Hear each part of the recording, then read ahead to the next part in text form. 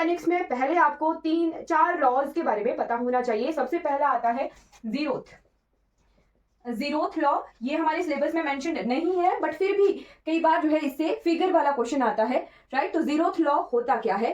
Thermal equilibrium. Equilibrium के बारे में हमने देखा है, एक हमारे पास थर्मल इक्विलिब्रियम होता है, फिर हम केमिकल इक्विलिब्रियम देखे थे, है ना। तो 3 तरह की इक्विलिब्रियम हमने पढ़े थे शुरू में, जब मैंने आपको स्टार्टिंग करवाई थी, राइट। जब भी मान लीजिए हमारे पास 3 सिस्टम है, एक ए है और एक बी है, एक सी है, राइट। तो यहां पर हम एक इक्वेशन करेंगे कि ए और बी अगर इक्विलिब्रियम में है आपस में, ठीक है, ए एंड बी इक्विलिब्रियम में है, थर्मल इक्विलिब्रियम की बात होगी, राइट। यानी टेम्परेचर हमारा क्या है?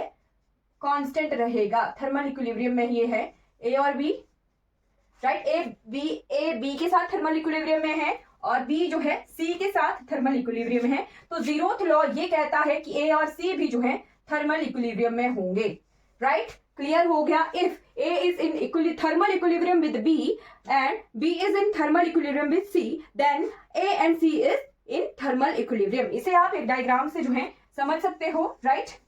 जैसे मान लो ये क्या है? A सिस्टम है और ये क्या है? B सिस्टम है। तो A और B आपस में किसमें है? आपस में क्या है? थर्मल इक्विलिब्रियम में है। और C और B भी जो है आपस में थर्मल इक्विलिब्रियम में है।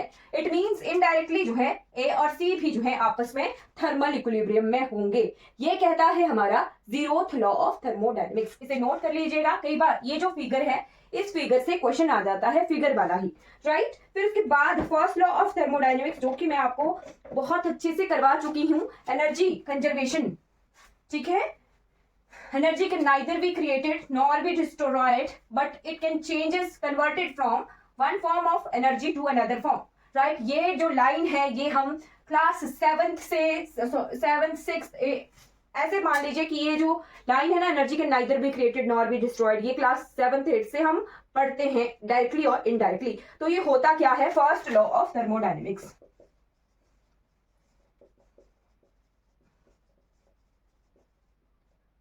फर्स्ट लॉ ऑफ थर्मोडायनेमिक्स जो क्या बोलता है? एनर्जी कंजर्वेशन की बात करता है। पूरी लाइन नहीं आएगी, है ना। ऑप्शन में दे देंगे मोमेंटम कंजर्वेशन, बी ऑप्शन दे देंगे पोजीशन कंजर्वेशन, सी बोल देंगे energy and momentum conservation, right. तो जो करेक्ट है वो है एनर्जी कंजर्वेशन, राइट। जो फर्स्ट लॉ ऑफ थर्मोडायनेमिक्स है वो एनर्जी कंजर्वेशन की बात करता है, राइट। फिर उसके बाद आ जाते हैं second law of thermodynamics. Second law अभी तक मैंने आपके साथ डिस्कस नहीं किया है, थर्ड लॉ हम डिस्कस कर चुके हैं, राइट। तो third one is second law of thermodynamics,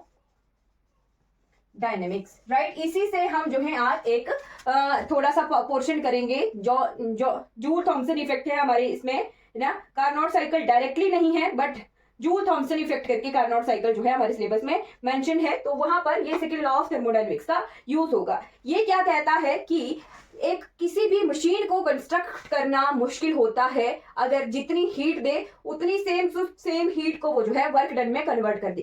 क्या मैंने कहा कि ऐसा सिस्टम बनाना इम्पॉसिबल है, ऐसी मशीनरी बनाना इम्पॉसिबल है जिसमें जितनी इनपुट हीट देते हैं उतनी ही हीट जो है प्रोसेस होके वर्क डन में कन्वर्ट हो जाए, राइट। तो इसको आप जो है एक लाइन की फॉर्म में इस तरह से लिख सकते हो कि it is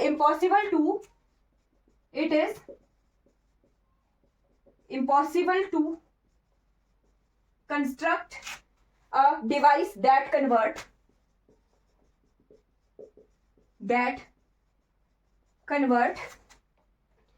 complete heat into work done,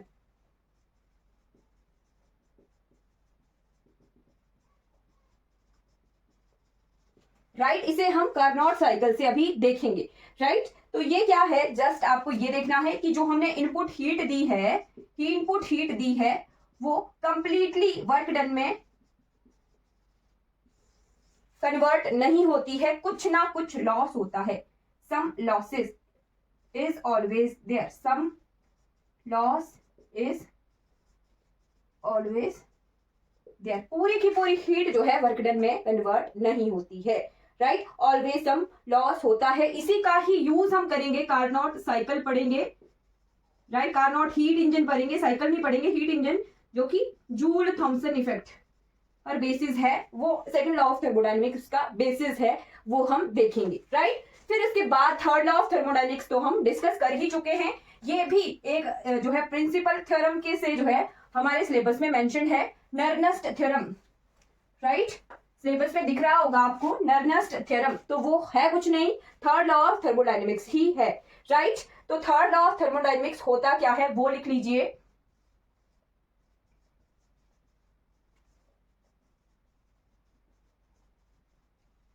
third law of thermodynamics बात करता है एंट्रोपी की। एंट्रोपी जिसे हम डिनोट करते हैं एस से, और ये क्या बोलता है कि किसी सिस्टम में एंट्रोपी हो जाती है जीरो जब एब्सोल्यूट जीरो टेम्परेचर हो, absolute zero kelvin temperature, right. 0 kelvin 0 degree centigrade दोनों एक ही बात होती है, 0 केल्विन और 0 डिग्री सेंटीग्रेड प्लस 273 और माइनस 273 की बात है। एब्सोल्यूट जीरो जब भी बोला जाए तो वो जीरो की बात हो रही है, right.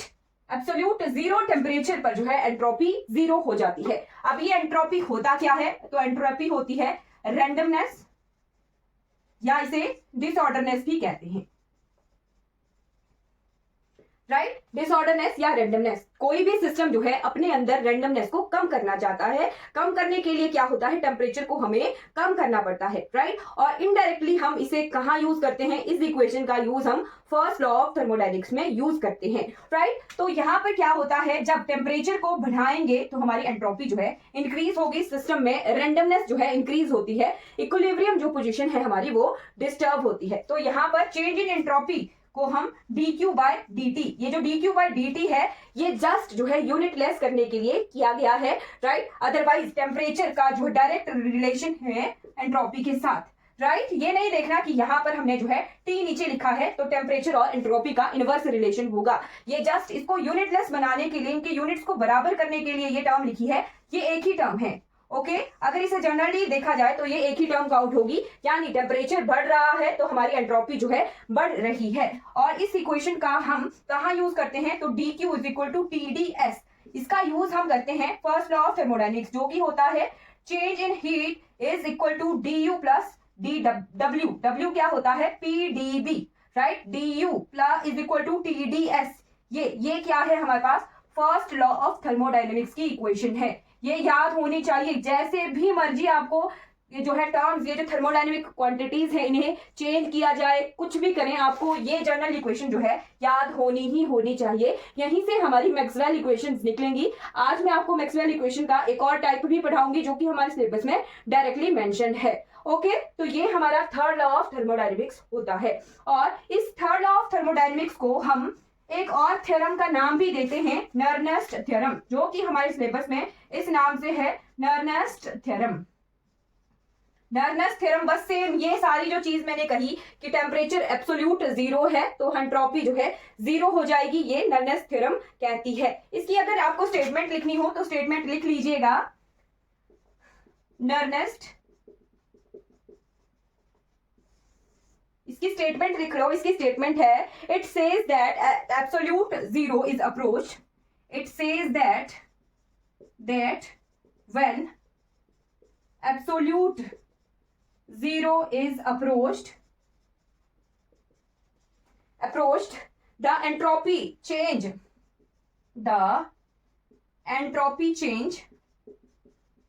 That is delta S और ds। इन दोनों में डेल्टा और डी में क्या आपको डिफरेंस पता है, डेल्टा क्या होता है, डेल्टा जो है जैसे हम ये लिखते हैं ना कैपिटल ए और स्मॉल ए, बस यही फर्क है, राइट। डिफरेंशिएशन का डेरिवेशन में अगर कंप्लीट डेरिवेशन करनी हो तो उसे डेल्टा से लिखते हैं, और अगर स्मॉल चेंज की बात की जाए तो वो डी से डिनोट किया जाता है। आई होप आपको ये टर्म जो है क्लियर हो गई होगी, डेल्टा कहाँ लिखते हैं और डी कहाँ लिखते हैं, right.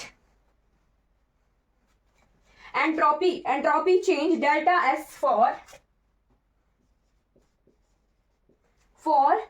a chemical or physical transformation is zero. For a chemical or physical transformation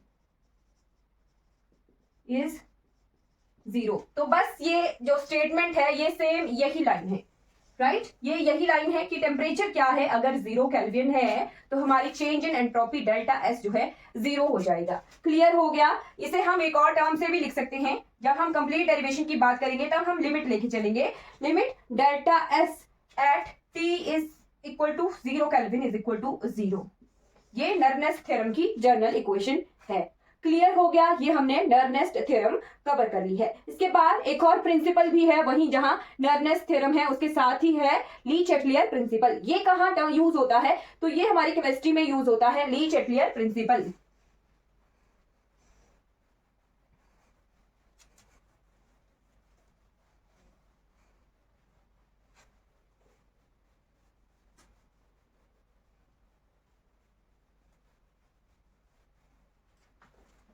Lee Chatelier principal.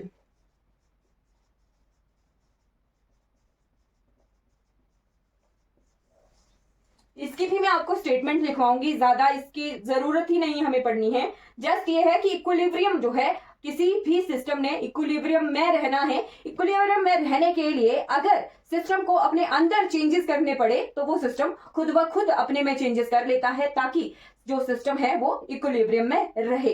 ये जो है ये ली चैटलियर प्रिंसिपल की मैंने जनरल फॉर्म बता दिया आपको कि ऐसा होता है कि इक्विलिब्रियम में ही रहना चाहता है कोई सिस्टम, और इक्विलिब्रियम में कोई रहना चाहता है सिस्टम, तो इस वजह से जो है सिस्टम अपने अंदर चेंज करना, चेंज जो है खुद ब खुद ही कर लेता है। ओके, तो disturbing a system eight dynamic equilibrium shift, इसकी जो स्टेटमेंट है वो लिख लीजिए।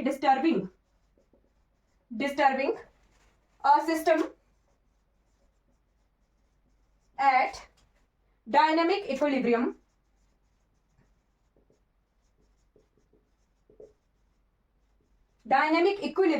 shifts the equilibrium in the direction that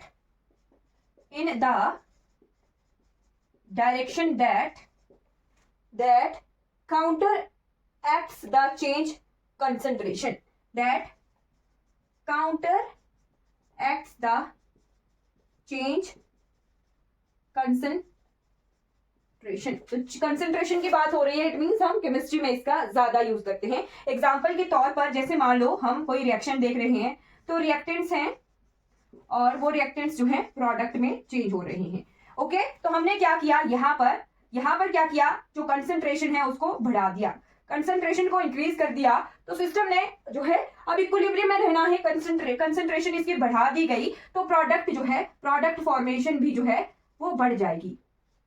okay, और एग्जांपल बताऊं मैं, अगर मान लो हम जो है यहाँ हीट बढ़ा देते हैं, टेम्परेचर बढ़ा देते हैं। ओके, तो टेम्परेचर बढ़ा देते हैं अगर, तो यहाँ क्या होगा, प्रोडक्ट के साथ साथ कुछ जो है हीट रिलीज होना शुरू हो जाएगी। इट मीन्स क्या हो जाएगा, यहाँ पे एक्सोथर्मिक रिएक्शन हो जाएगा, सिस्टम जो है हमारा जो है इक्विलिब्रियम में रहना चाहेगा। जस्ट ये जो है एक एग्जांपल मैंने आपको बताया। मोर ओवर ये कंसंट्रेशन पर ही जो फोकस्ड है, राइट। कंसंट्रेशन जैसे बढ़ाते हैं तो प्रोडक्ट में भी जो प्रोडक्ट है वो भी बढ़ना ज्यादा शुरू हो जाते हैं, ताकि सिस्टम जो है हमारा इक्विलिब्रियम में रह पाए। ये ली चैटलियर प्रिंसिपल बताता है। हमें क्या जो यहाँ से समझना है, हमें यही समझना है कि मान लो एक सिस्टम है, कोई भी सिस्टम हो सकता है, आपने जो है कंटेनर में एक बिल्कुल बंद कंटेनर है, राइट, उसको हीट करना शुरू कर दिया है। अब क्या करेगा वो कंटेनर खुद में से हीट बाहर रिलीज करना शुरू कर देता है, ताकि जो अंदर जो सिस्टम है वो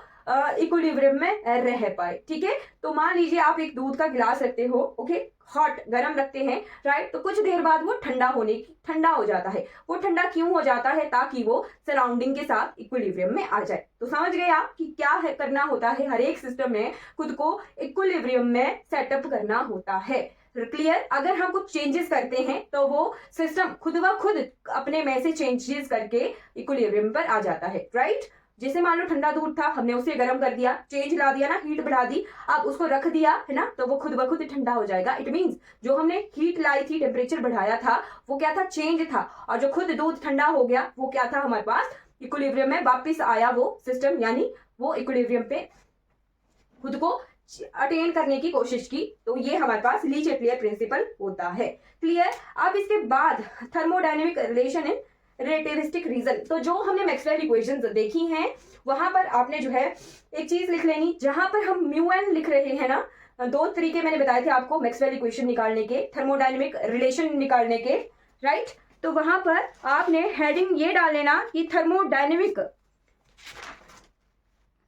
relation between the derivatives of thermodynamic quantities, इस तरह से था। तो वो था हमारे पास रिलेटिविस्टिक केस, यानी जो डे टू डे लाइफ में हम डील करते हैं वो हमारे पास नॉन रिलेटिविस्टिक केस था, ठीक है। वहां पर लिख लेना आप relation between derivatives of thermodynamic quantities, Maxwell equation in non relativistic case. Pressure बढ़ाना, टेम्परेचर बढ़ाना, वो सब कुछ हम, वॉल्यूम बढ़ाना है ना, एंट्रोपी बढ़ाना, वो अगर हम किन्हीं, मान लो हम किसी सिस्टम में काम कर रहे हैं, जैसे मैं आपको साथ बोल रही हूँ कि एक गैस के कंटेनर के साथ हम कोई एक्सपेरिमेंट कर रहे हैं, तो हम डे टू डे लाइफ में वो चीजें करते हैं, तो वो क्या है, नॉन रिलेटिविस्टिक केस के लिए मैक्सवेल इक्वेशन है। अब आता है रिलेटिविस्टिक केस। तो रिलेटिविस्टिक और नॉन रिलेटिविस्टिक में मैंने आपको कहां पर डिफरेंस बताया था, हाँ सीएमपी मैंने बताया था कि रिलेटिविस्टिक क्या होता है और नॉन रिलेटिविस्टिक क्या होती है। रिलेटिविस्टिक जो स्टेट होती है हमारी, वो ऐसे पार्टिकल जो पार्टिकल वेलोसिटी ऑफ लाइट से मूव करते हैं, वेलोसिटी ऑफ लाइट से मूव करने वाले जो पार्टिकल्स होते हैं वो हमारे पास रिलेटिविस्टिक पार्टिकल्स होते हैं। क्लियर। जब भी आपको रिलेटिविस्टिक और नॉन रिलेटिविस्टिक में डिफरेंस कोई भी याद ना हो, तो जस्ट ऐसे पार्टिकल जो वेलोसिटी ऑफ लाइट से मूव करें वो रिलेटिविस्टिक केस है, और डे टू डे लाइफ में अगर हम डील कर रहे हैं तो वो नॉन रिलेटिविस्टिक केस है, राइट। और अगर क्वेश्चन में कहीं पर भी आपको जो है रिलेटिविस्टिक नॉन रिलेटिविस्टिक कुछ भी मेंशन नहीं है, तो आप हमेशा 3D का केस लेके चलेंगे, 3 डायमेंशन और नॉन रिलेटिविस्टिक केस लेके चलेंगे। अगर आपको क्वेश्चन में रिलेटिविस्टिक और डायमेंशन नहीं दिए हैं, तो आपने नॉन रिलेटिविस्टिक और 3D जो हमारा सिस्टम है वो ही सिस्टम लेके चलना है। ओके, तो आई होप आप ये नोट कर चुके हो। उसके बाद हमने चेंज किया था, मॉडिफाई किया था फर्स्ट लॉ ऑफ थर्मोडायनेमिक्स को। तो वहां पर आपने लिखना है रिलेशन बिटवीन थर्मोडायनेमिक क्वांटिटीज। मैं आपको बता ही देती हूँ, एक सेकेंड।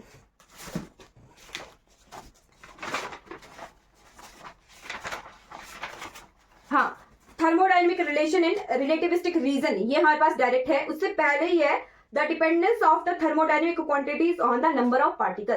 तो ये जो नंबर ऑफ पार्टिकल की बात आ गई, तो जहां पर केमिकल पोटेंशियल हमने ऐड किया था ना, म्यू और डीएन, वो वाली जो मैक्सवेल इक्वेशंस है, नंबर ऑफ पार्टिकल्स की बात आएगी तो वो वाली मैक्सवेल इक्वेशन जो मॉडिफाइड वर्जन है वो यूज होगा।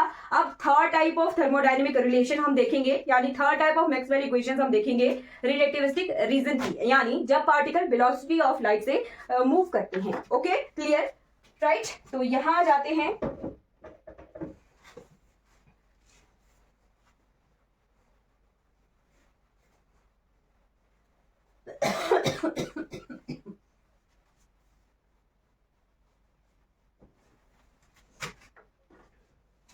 रिलेशन बिटवीन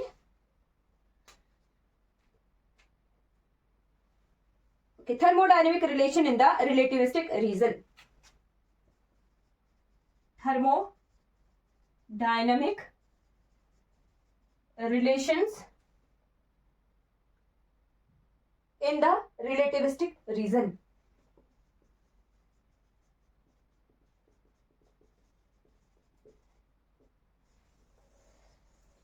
यानी जब पार्टिकल वेलोसिटी ऑफ लाइट से मूव कर रहे हैं, और थर्मोडायनेमिक रिलेशन जो है मैक्सवेल नहीं बताए थे, तो ये मैक्सवेल ही इक्वेशंस हैं। अब ये रिलेटिविस्टिक रीजन क्या आ गया। अब मान लो हम जो है एक फ्रेम में है और दूसरी फ्रेम जो है मूव कर रही है। अब इसको समझेंगे कैसे। मान लो आप जो है, हम सभी क्या है, अर्थ पर हैं, और हम में से कोई जाके मून पर चला गया, राइट। मून से जो है अर्थ को ऑब्जर्व कर रहे हैं, तो मून से अर्थ तो है खुद भी मूव कर रही है, और मान लीजिए यहाँ पर कोई पार्टिकल है, राइट। पार्टिकल का नाम दे दिया ए, राइट। जो ए पार्टिकल है वो अर्थ पर, अर्थ से ही देखेंगे अगर कोई, तो वो हमें दिखेगा जो है वो रेस्ट पर दिखेगा। इसके साथ ही मैं यहाँ बैठी हुई हूँ, ठीक है, मैं यहाँ बैठी हूँ। ओके, तो मैं इसे यहाँ से ऑब्जर्व कर रही हूँ, और मान लीजिए हम में से कोई एक स्टूडेंट को मैंने वहां बिठा दिया, ठीक है। Okay, right. तो क्या दिखेगा मुझे, जो है ये पार्टिकल रेस्ट पर दिखेगा, राइट। मान लीजिए मैं इस घर में हूं, ओके, और मेरे साथ ही दूसरा घर है, क्लियर। तो दूसरा घर जो है मुझे यहाँ से दूसरा घर रेस्ट पर दिखता है, राइट। बट अगर कोई और मून से जो है, मान लीजिए आप जो है क्लास में हैं और क्लास आप मून से देख रहे हो, राइट। तो आप जो है मून से देख रहे हो, ऑब्जर्व कर रहे हो मून पर बैठ के, तो आपको जो है मेरा घर भी मूव करता हुआ दिखेगा क्योंकि अर्थ तो मूव कर रही है, राइट। और मेरे साथ वाला जो घर है वो भी आपको मूव करता हुआ दिखेगा, राइट। यानी ये पूरी चीज जो है मोशन में दिखेगी आपको यहां से, ओके। बट अगर मैं यहीं पर ही अर्थ पर से ही ऑब्जर्व कर रही हूं तो मुझे जो है मेरे साथ वाली चीज जो है रेस्ट पर दिखेगी। अब डे टू डे लाइफ में ये तो है कि हम डे टू डे लाइफ में इसे ऑब्जर्व नहीं कर पाते। अब डे टू डे लाइफ में फॉर एग्जाम्पल आप जो है बस पर जो है बस लेने के लिए एक बस स्टॉप पर खड़े हुए हो, राइट। एक बस आई, वो जो है ऐसी बस है उसमें आपने जाना नहीं है, राइट। एक बस आई, उस बस के अंदर जो आदमी है वो क्या है, पार्टिकल है, राइट। एक पार्टिकल, दूसरा पार्टिकल, तीसरा पार्टिकल, राइट। तो बस आई, बस मूव करती हुई आपको दिख रही है, राइट। और बस के अंदर जो पार्टिकल हैं, जो आदमी हैं, वो भी आपको मूव करते हुए दिख रहे हैं, राइट। तो ये जो है रिलेटिविस्टिक केस है कि एक मूव कर रहा है, राइट। बस मूव कर रही है तो उसके अंदर जो पार्टिकल है वो भी मूव कर रहे हैं, तो ये क्या है, रिलेटिविस्टिक केस है। बट बस के अंदर जो एक आदमी बैठा हुआ है उसे दूसरा आदमी रेस्ट पर ही दिखेगा, राइट। जब बस में एक आदमी बैठा हुआ है उसे दूसरा आदमी जो है रेस्ट पर ही लगेगा कि मैं भी बैठा हुआ हूं, ये भी बैठा हुआ है, बाकी अर्थ मूव, बस मूव कर रही है, दैट डजंट मैटर। उसके उसे जो है अपने साथ की सीट में बैठा हुआ आदमी रेस्ट पर ही लगता है। तो ये जो है रिलेटिविस्टिक का केस है, इसे स्पेशल थ्योरी ऑफ रिलेटिविटी में जो है हम पढ़ते हैं। बट ये चीजें जो है हमारे सिलेबस में मेंशन नहीं है, बट जस्ट मैंने आपको बता दिया कि अगर आप मून से कोई चीज ऑब्जर्व कर रहे हो, यानी एक फ्रेम है, ये विद वेलोसिटी v के साथ जो है मूव कर रही है, और ये क्या है, ये रेस्ट में है, यहां से हम ऑब्जर्व कर रहे हैं। तो यहाँ जो मूव कर रही है, जो फ्रेम मूव कर रही है, वहां पर जो ये थर्मोडायनेमिक क्वांटिटीज हैं, जैसे वर्क डन है, प्रेशर है, वॉल्यूम है, टेम्परेचर है, ये जो क्वांटिटीज चेक करनी है हमने, इनमें क्या चेंज आता है जब हम किसी दूसरी फ्रेम से ऑब्जर्व करते हैं। आई होप आपको क्लियर हो गया होगा कि रिलेटिविस्टिक का क्या कंसेप्ट है, राइट। एक फ्रेम से हम दूसरी फ्रेम को ऑब्जर्व कर रहे हैं, वो फ्रेम मोशन में है, तो वहां पर वर्क में, प्रेशर में, वॉल्यूम में, टेम्परेचर में क्या चेंजेस आ रहे हैं, वो हमारे पास जो चेंजेस आएंगे वो हमारे पास थर्मोडायनेमिक रिलेशन होंगे इन रिलेटिविस्टिक रीजन। आई होप आपको ये क्लियर हो गया होगा। अब मैं आपको थर्मोडायनेमिक रिलेशन लिखवाऊंगी, राइट। अब आप इक्वेशंस को लिख सकते हो और उन्हें याद कर सकते हो, कैसे समझना है वो हमने क्लियर कर लिया। तो यहाँ पर चार जो है चेंजेबल क्वांटिटीज हैं और 2 जो हैं अनचेंजेबल हैं। तो क्वेश्चन आ सकता है कि रिलेटिविस्टिक रीजन में 4 क्वांटिटीज दे देंगे और बोलेंगे कौन सी जो है चेंज नहीं होती है, राइट। तो पहले देख लेते हैं कौन कौन सी इक्वेशंस हैं। सबसे पहला रिलेशन है हमारे पास, सबसे पहला रिलेशन है हीट का, ओके। हीट जिसे कहेंगे डेल्टा क्यू। तो क्यू जो है हीट चेंज होती है और ये आती है delta Q not initial, right, और 1 माइनस बीटा स्क्वायर, और बीटा क्या है, v बाय सी। सी क्या है, वेलोसिटी ऑफ लाइट, और v क्या है, उस फ्रेम की वेलोसिटी, ओके, बीटा बाय सी। तो हीट जो है चेंज होती है। उसके बाद है हमारे पास टेम्परेचर भी जो है चेंज होता है, इसे टी से लिखना, T not 1 minus beta square, beta की सेम वैल्यू। थर्ड आता है हमारे पास वॉल्यूम भी जो है चेंज होता है, वॉल्यूम, तो ये v not 1 minus beta square, right. फिर उसके बाद ये 3 जो क्वांटिटीज हैं ये चेंज होती हैं। अब इनके साथ आपको 2 और क्वांटिटीज हैं जो याद करनी है, जो चेंज नहीं होती हैं, राइट। चौथी क्वांटिटी है हमारे पास एंट्रोपी, जिसे S से डिनोट करेंगे। S जो है चेंज नहीं होती है, नो चेंज। और 5th क्वांटिटी आ गई हमारे पास, 5th है प्रेशर भी जो है दूसरे फ्रेम ऑफ रेफरेंस से देखने पर चेंज नहीं होता है, नो चेंज। तो यहां से क्वेश्चन की पॉसिबिलिटी बन सकती है, जैसे आपको जो है 4 ऑप्शन दे देंगे। ऑप्शन ए दे दिया टेम्परेचर, राइट, ऐसे देंगे, सिंबल्स देंगे, बी दे दिया क्यू, सी दे दिया वॉल्यूम, और डी दे दिया एंट्रोपी, ओके। और आपको बोलेंगे इन चारों ऑप्शंस में से which is not, which do not change, in relativistic reason where beta is equal to b by c. C is velocity of light. हाँ जी, ए बी सी डी कौन सा जो ऑप्शन है वो चेंज नहीं होगा.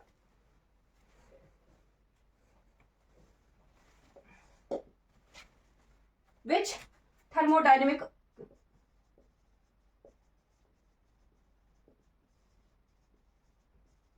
quantity do not change in relativistic reason where beta is equal to b by c. c is velocity of light. और 4 option जो है आपको दे दिए हैं, तो बताइए ए बी सी डी इनमें से कौन सी जो है वो चेंज नहीं होगी.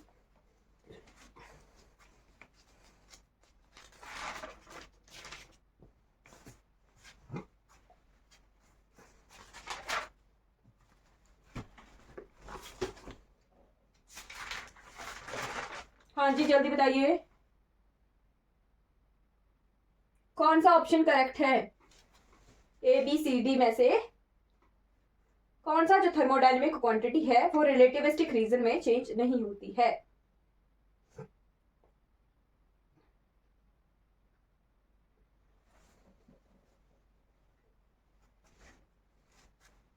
हाँ जी, ऑप्शन डी था जो कि entropy S is equal to S naught, no change. और यहां पर टेम्परेचर भी चेंज था, Q naught 1 minus beta square. T भी चेंज था और V भी चेंज था, बट S जो था चेंज नहीं था. आई थिंक आपका ध्यान नहीं है क्लास में. ओके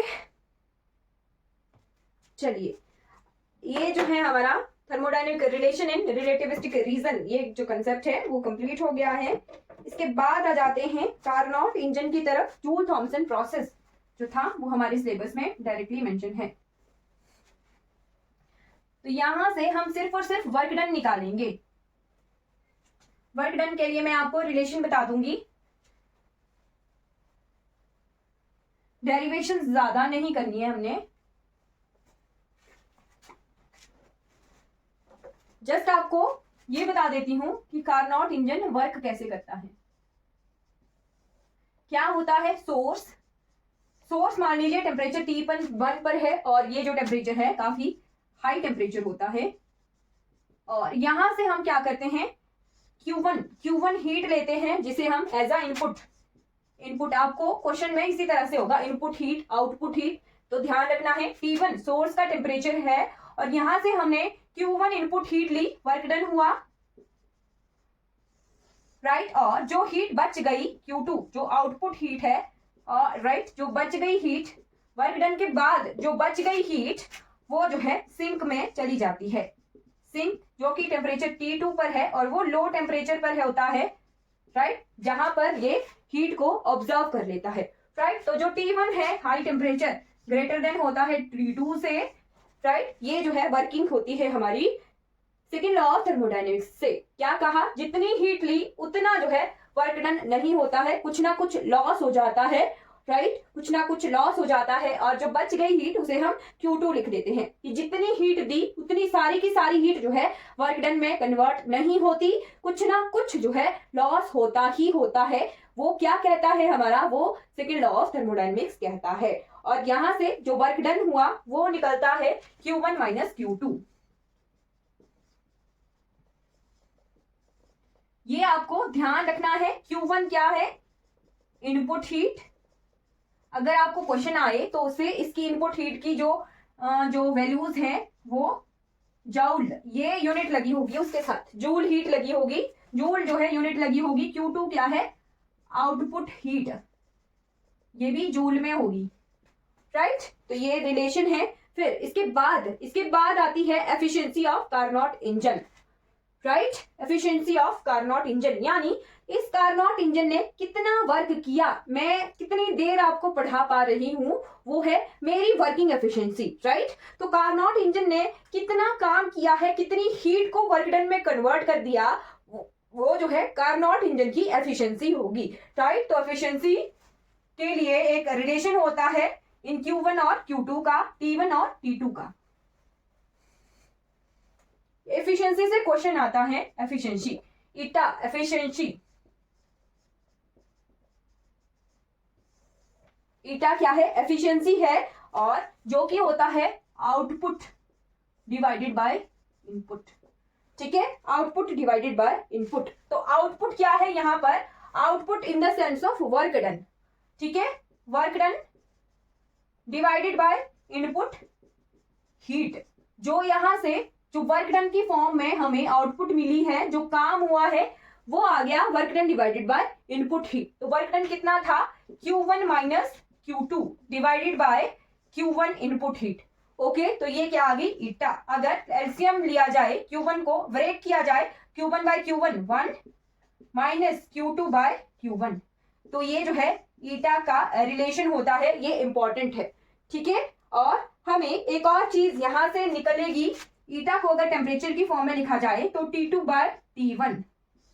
ये अगर टेम्परेचर ही दिया है तो हम टेम्परेचर की फॉर्म में लिख सकते हैं, अगर Q2 दिया है तो हम इस फॉर्म में लिखते हैं, और यहां से इन दोनों को अगर इक्वेट किया जाए तो Q2 bye Q1 equal to T2 bye T1। क्या होता है, क्वेश्चन कैसे आता है, Q1 दिया होगा, T1 दिया होगा, T2 दिया होगा और Q2 पूछा होगा, तो इन दोनों के बीच में रिलेशन ऐसा होता है, Q2 bye Q1 T2 bye T1। Right, ये लिख लेना, इंपॉर्टेंट है। और एक और चीज यहां से इंपॉर्टेंट है, ईटा वैसे तो लॉस होता ही होता है, राइट। अगर ईटा करना हो हमें 100%, यानी जो मैं पढ़ा रही हूं वो 100% पढ़ाऊं, यानी 1 घंटा में क्लास लेना चाह रही हूं तो 1 घंटा में पढ़ा पाऊं। ऐसा ना हो कि मैं 40 पर क्लास खत्म कर दूं, 50 पर खत्म कर दूं, है ना, या फिर 50 के बाद 58 पर खत्म कर दूं। नो, 1 आवर तो 1 आवर, राइट। तो यानी ईटा क्या है, 100%। 100% कब हो सकता है, जब टेम्परेचर जो है सोर्स का इन्फिनाइट हो, राइट। टेम्परेचर जो है सोर्स का टेम्परेचर जो है इन्फिनाइट पर हो और सिंक का टेम्परेचर 0 केल्विन पर हो, तब हमारे पास ईटा जो है 100% आ सकता है। ये इंपॉर्टेंट रिलेशन है, यहां से 1 लाइनर क्वेश्चन जो है बन सकता है कि जो कार्नोट इंजन है या फिर सेकेंड लॉ ऑफ थर्मोडायनेमिक्स में जो है, ये सेकेंड लॉ ऑफ थर्मोडायनेमिक्स से रिलेट कर सकते हैं, क्योंकि कार्नोट इंजन जो है सेकेंड लॉ ऑफ थर्मोडायनेमिक्स पर ही काम करता है, राइट। क्वेश्चन कैसे आ सकता है, tell when eta 100% for second law of thermodynamics, source का टेम्परेचर और सिंक का टेम्परेचर जो है आपसे पूछ सकते हैं। तो efficiency 100% second law of thermodynamics में तब हो सकती है, वर्क डन 100% तब हो सकता है जब सोर्स का टेम्परेचर इन्फिनिटी पर हो और सिंक का टेम्परेचर जो है 0 केल्विन पर हो। यानी जितना हमने इनपुट दिया है वो सारा का सारा वर्क डन में कन्वर्ट हो गया, राइट। जितना हमने इनपुट हीट दी है वो सारी की सारी अगर वर्क डन में कन्वर्ट हो गई है, तब हमारे पास एफिशिएंसी जो है किसी मशीनरी की 100% आ सकती है, राइट। यहां से एफिशिएंसी से एक ग्राफ का भी क्वेश्चन आता है, वो भी मैं आपको बता देती हूं, ठीक है। एफिशिएंसी से ग्राफ का क्वेश्चन आता है,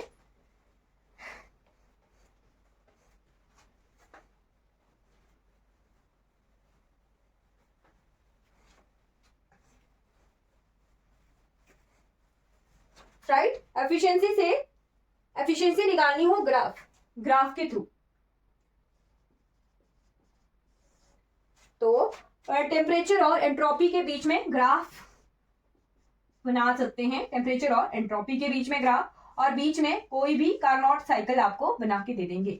अभी कार्नोट साइकिल जो है ट्राइंगल में भी हो सकती है, ये राइट एंगल ट्राइंगल में भी हो सकती है, स्क्वायर में भी हो सकती है, सर्कल में भी हो सकती है, राइट। आपको जो है साइकिल पता होनी चाहिए, हाँ ना, और साइकिल में एरिया पता होना चाहिए आपको। राइट एंगल ट्राइंगल है तो उसका एरिया, स्क्वायर है तो उसका एरिया, सर्कल है तो उसका एरिया। यानी ये जो ग्राफ है ये कुछ भी हो सकता है, यहाँ पर साइकिल किसी भी फॉर्म में हो सकती है, ओके। तो यहाँ पर हम रेक्टेंगल का केस लेके चले हैं। रेक्टेंगल का एरिया आपको पता है, लेंथ इंटू ब्रेड्थ होता है। Right angle triangle half into base into height, right. Circle का पाई आर स्क्वायर, राइट। स्क्वायर का साइड स्क्वायर, राइट। तो आपको ध्यान रखना है ये हमारे पास एरिया होता है किसी भी फिगर का, राइट। तो ये जो ग्राफ है ये ईटा कैसे निकाल सकते हैं, ईटा निकाल सकते हैं हम एरिया एनक्लोज्ड अंडर साइकिल। ये मैंने आपको क्यों बताया, क्योंकि एरिया एनक्लोज्ड अंडर साइकिल, ये जो साइकिल है इसका एरिया, राइट, क्या आता है, area enclosed in the cycle या by the cycle, area enclosed by the cycle divided by area under the curve, यानी टोटल एरिया जितना कर्व है और उसके नीचे, जितना कर्व है और उसके नीचे अंडर द साइकिल, यानी ये टोटल एरिया जो है इसके बाद की बात है, area under the curve, curve ने और कर्व के नीचे जो है कितना एरिया है वो सारा। मान लीजिए अगर ये ट्राइंगल की फॉर्म होती, राइट, और ये ग्राफ इस तरह से होता, टेम्परेचर इधर को और एंट्रोपी इधर को, राइट, तो ट्राइंगल की फॉर्म है, ये क्या है, राइट एंगल ट्राइंगल है, राइट, तो area enclosed by the cycle, यानी ये पूरी साइकिल का एरिया, ट्राइंगल का एरिया अंडर क्या है, नीचे मान लो ये रेक्टेंगल बन रहा है, राइट, तो एरिया इसका कैसे आना था, area of right angle triangle, right angle triangle ऐसे ऐसे लिखते हैं, राइट एंगल ट्राइंगल, राइट, ध्यान रखना है, right angle triangle divided by area of triangle, area of right angle triangle plus ये नीचे ये वाला, ये रेक्टेंगल का था, तो ये टोटल एरिया आ गया, एरिया अंडर द कर्व। इस तरह से हम कोई साइकिल जो है बना सकते हैं। क्लियर? तो यहाँ पर इसमें मैं आपको एक एग्जांपल करवा देती हूँ एफिशिएंसी का। मान लीजिए यहाँ पर पॉइंट्स भी दिए हैं, इस पॉइंट का नाम है 0, 1, 2 और ये भी क्या है 0, 1, 2, 3 पॉइंट्स दिए हैं। इधर को क्या है, एंट्रोपी है और इधर को क्या है, टेम्परेचर है, राइट। ये साइकिल है हमारे पास ये वाली। तो साइकिल हमें दिख रहा है कि एक रेक्टेंगल की फॉर्म में है, तो रेक्टेंगल का एरिया कैसा होता है, लेंथ इनटू ब्रेथ। तो मान लीजिए इसकी लेंथ मैं ऐसे कंसीडर कर रही हूं, तो ये 2 - 1 होना था, 2 - 1 आ गई इसकी लेंथ, ब्रेथ आ गई 2 - 1 ही आ गई, यहाँ 2 है यहाँ 1 है, 2 - 1, right, divided by area of this rectangle into area of this rectangle. ठीक है, ये ऐसे होना था, तो ये आ गया, जैसे मान लो ये पूरा, अब इसे यहां से यहां कंसीडर कर लेते हैं, राइट, इसे यहां से यहां पूरा एक ही रेक्टेंगल जो है कंसीडर करके चलते हैं। तो इसका 1 पॉइंट 2 है और दूसरा पॉइंट यहाँ है, ये 0 पर है, राइट, 2 - 0 इसकी लेंथ आ गई, ब्रेथ 2 - 1 इतना ही है ना, ब्रेथ ये लेंथ आ गई है ना, और चौड़ाई इसकी इतनी आ गई, तो 2 - 1, ओके। तो ये क्या आ गया, 1 × 1 1 डिवाइडेड बाय 2 - 0 2 माइनस इंटू 1 2 1/2, इसकी एफिशिएंसी आ गई ईटा 1/2। Is it clear? आपको ध्यान होना चाहिए कि एफिशिएंसी हमने ग्राफ से निकालना सीख ली है। ट्राइंगल भी हो सकता है, अगर ये ट्राइंगल होता तो ये कैसे हो जाना था, ये ऐसा हो जाना था, ठीक है। फिर इसकी हाइट हम निकाल सकते थे, राइट, यहाँ पर कुछ भी वैल्यूज आ सकती थी, इस पॉइंट पे हमें वैल्यूज दी होती तब हम निकाल सकते थे, ठीक है, राइट। इसे निकाल ही देते हैं। इसकी हाइट कैसे निकाल सकते हैं, राइट एंगल ट्राइंगल है तो half into base into height, है ना, ऐसे होता है ना, half into base into height. तो बेस कितना है इसका, ये इस पॉइंट पर 2 है, इस पॉइंट पर 1 है, राइट, तो हाफ इंटू बेस कितना आ गया 2 - 1, और हाइट कितनी आ गई, तो हाइट भी इसकी इतनी ही है 2 - 1 अपॉन टोटल। तो टोटल कैसे निकालते हैं, इस ट्राइंगल का और इस रेक्टेंगल का सम आना था, तो इस ट्राइंगल का तो यही था, हाफ इंटू 2 - 1 इंटू 2 - 1 प्लस इस रेक्टेंगल का कितना है जी, 1 - 0 और 2 - 1 इसकी विड्थ है, 2 - 1। तो इसको जब हम सॉल्व करते हैं तो ये आएगा 1/2, 2 - 1 1 1 1 इंटू 1 1 1/2 अपॉन 1/2 प्लस 1 - 0 1 2 - 1 1। तो इसको अगर सॉल्व करें 1, ये कितना है 1/2 और 1 + 2/2, ये आ गया जी 1/2 इंटू 2/3 1/3। इज इट क्लियर, 1/3 आ गया, ठीक है। तो इस तरह से ईटा जो है किसी ग्राफ से निकाल सकते हैं। ये जो क्वेश्चन है ये PYQ है, प्रीवियस ईयर क्वेश्चन है, ठीक है, ध्यान रखना है, इस तरह के क्वेश्चन आते हैं। क्लियर, ग्राफ दिया होता है और आपको एफिशिएंसी निकालनी होती है। ये ईटा की वैल्यू आ गई, कहां से निकाला, इस फॉर्म से, area enclosed by the cycle और एरिया अंडर द साइकिल, ठीक है। Is it clear? तो इस तरह के क्वेश्चन जो हैं आते हैं। अब टाइम बचा है या नहीं बचा है, चलिए आपको मैं जो है आइडियल गैस इक्वेशन और वैन डर वाल इक्वेशन से रूबरू करवा देती हूँ। बाकी इसके बाद फेज ट्रांजिशन वाला पोर्शन है वो हम कल देखते हैं, राइट। आइडियल गैस इक्वेशन क्या होती है? PV is equal to nRT।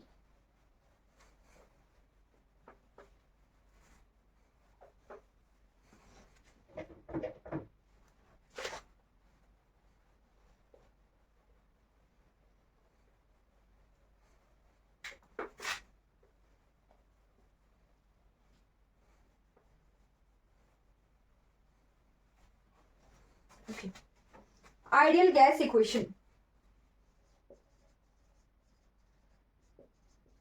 Ideal gas equation का जैसे मैंने आपको बताया था degree of freedom, monatomic gas में मैंने आपसे आर्गन, हीलियम, नियॉन, इन गैसेस की बात की थी, जिनॉन, क्रिप्टॉन, है ना।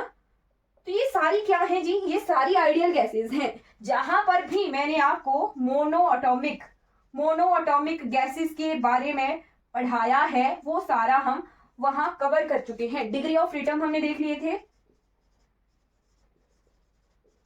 ना, डिग्री ऑफ फ्रीडम। उसके बाद हमने यू, इंटरनल एनर्जी निकालना सीखी थी, है ना। इंटरनल एनर्जी कैसे निकाली थी हमने? U is equal to F into half KBT, ऐसे निकाली थी। डिग्री ऑफ फ्रीडम को हमने F कहा था। मोनोटॉमिक में 3D में 3n माइनस के, ये इक्वेशन लेके चले थे। 3D के लिए 3n माइनस के होती है, F की वैल्यू आती है 3। अगर यही केस 2D के लिए हो जाता तो ये 2n माइनस के होना था और F की वैल्यू आनी थी 2। ठीक, अगर ये 1D के लिए केस होता तो ये आना था 1n माइनस के और F की वैल्यू हो जानी थी 1। ठीक है, तो 2D, 3D और 1D में F की वैल्यू जो है अलग अलग आती है, ये ध्यान रखना है, राइट। जब F की वैल्यू अलग अलग आएगी तो इंटरनल एनर्जी भी जो है अलग अलग आएगी, 3D में, 2D में और 1D में, राइट। अगर निकाल के ही बता दूं तो 3D के लिए 3/2 KBT, 2D के लिए 2/2 KBT और 1D के लिए 1/2 KBT। फिर इसके बाद मैंने आपको CV निकालना सिखाया था, specific heat at constant volume, जो कि निकला था du/dt। अगर हम इंटरनल एनर्जी का डेरिवेटिव करें विद रिस्पेक्ट टू T तो हमारे पास आइडियल गैस का रिलेशन आ गया था, मोनोटॉमिक गैसेस का इक्वेशंस का इंटरनल एनर्जी के थ्रू स्पेसिफिक हीट के साथ रिलेशन, वो हम कवर कर चुके हैं। आई होप आपको जो है ये चीज ध्यान हुई होगी। तो हम ये सब कुछ कवर कर चुके हैं। मैंने आपको वहां पर पूरा का पूरा टेबल बता दिया था, diatomic, triatomic, right. But monoatomic में ये पोर्शन जो है ये बताना मैं भूल गई थी कि आइडियल गैसेस की बात हो रही है, तो monoatomic it means ideal gases की ही बात हो रही है। तो ये सब कुछ जो है हम सॉल्व कर चुके हैं। ओके, क्लियर हो गया। अब एक चीज यहां पर ये रह जाती है कि मैंने आपको आइडियल गैस इक्वेशन लिखवाई तो थी, PV is equal to nRT,